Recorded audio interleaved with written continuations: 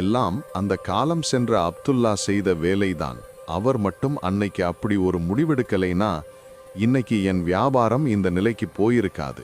Jamal, அமைதியாக இருங்க. அப்துல்லா இருந்து கிட்டத்தட்ட 1 வருஷமாச்சு. அந்த பழைய விஷயத்தையெல்லாம் எதுக்கு இப்ப பேசுறீங்க? பேசாம இருக்க முடியுமா ரியாஸ்? அவர் இருந்தப்போ என்னைய ஏமாத்திட்டார். அவர் ஒரு மோசக்காரர், ஒரு ஏமாற்றுக்காரர். நிம்மதியா தூங்கவும் விடமாட்டேன். ஜமால், கொஞ்சம் சத்தத்தை குறைங்க. இங்க வேற ஆட்கள் இருக்காங்க. நீங்கள் பேசுவதை கேட்டு திரும்பி பார்க்கிறார் அந்த பெண். அவர் கண்கள் கலங்குகின்றன.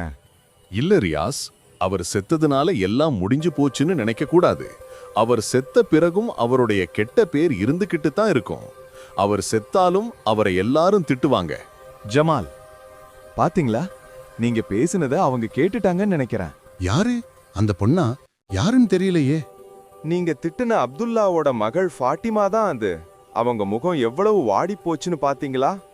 நீங்க அவரை திட்டுனது அவங்கள எவ்வளவு பாதிச்சிருக்கு. ஐயோ, எனக்கே இது இவ்வளவு கஷ்டமா இருக்கே. நான் உணர்ச்சி வசப்பட்டுட்டேன் ரியாஸ். நான் அப்படி பேசியிருக்க கூடாது.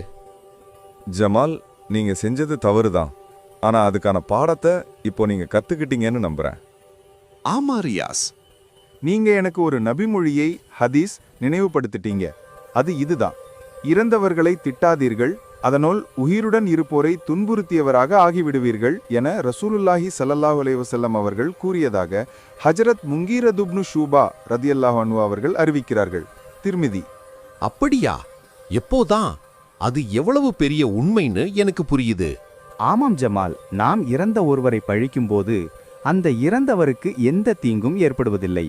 ஆனால் அவரோட மனைவி, பிள்ளைகள், உறவினர்கள் உயிருடன் இருக்கும் அவர்களுடைய இதயம்தான் இதனால் காயப்படுகிறது.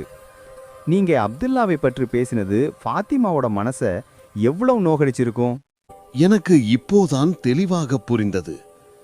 என் கோபத்தால் நான் தெரியாமல் ஒரு நல்ல பெண்ணுக்கு துன்பம் கொடுத்து விட்டேன்.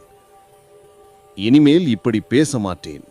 உயிருடன் இருப்போரின் மனதை நோகடிக்க கூடாது என்பதற்காகவே இறந்தவரை திட்டக்கூடாது என்ற வழிகாட்டலை நபி அவர்கள் கொடுத்திருக்கிறார்கள். அதுதான் உண்மையான மனிதநேயம் மற்றும் இஸ்லாமிய பண்பு.